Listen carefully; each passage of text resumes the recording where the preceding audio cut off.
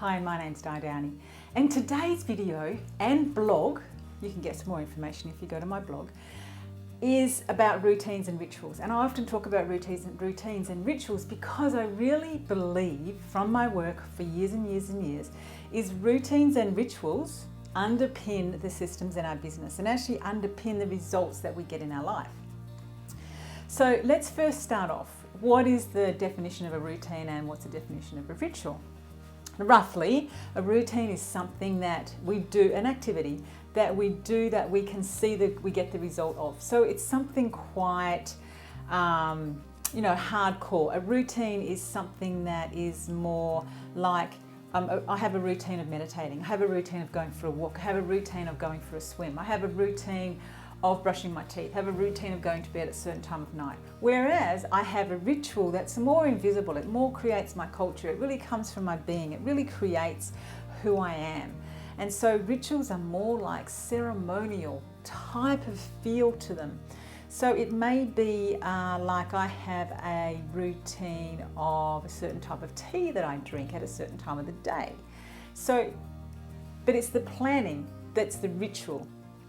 The routine is actually the action of it, and the ritual is more the ceremonial type of action that I take to be able to make that routine happen. Does that sort of make sense? So that's my understanding, and it's my interpretation of what I've developed and how I train people to understand routines and rituals and get a really clear picture. And the other thing about routines and rituals is I would recommend that you have four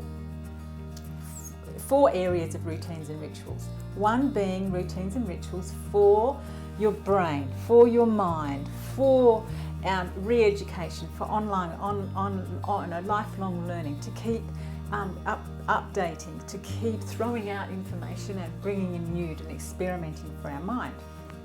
The other area would be is to have routines and rituals for us emotionally. In meditation is really good to be able to identify what we're feeling. So emotional routines and rituals.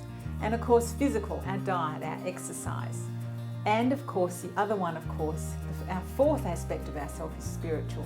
So to be able to do a good meditation where we can really get in touch with our spiritual selves is another aspect of having routines in place for our life. And the other point that I wanted to make from today is that when we have those four different routines and rituals in our life, and I'll follow up on this next week in my YouTube and my blog, is that those routines and rituals flow into our work life. They flow into our business. So if you're a shepreneur, if you're an entrepreneur, you have your own business, or you're a manager of a team, I know that if you have some really good personal routines and rituals, you know that they flow into you every day in your communication with your team, your communication with your family, the way that you think, the way that you're able to access answers, the way that you're able to access questions.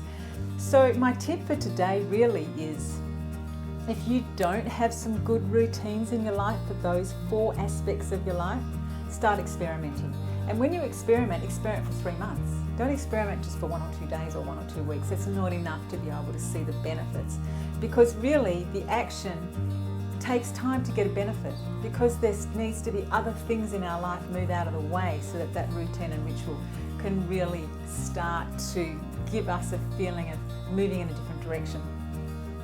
A lot of information in this little video about routines and rituals, but I hope that gives you a really good fundamental understanding of the way that I have developed the understanding of routines and rituals and how that can then penetrate into our business life. Have a great day, and I hope that you're being more in 2017. See you later.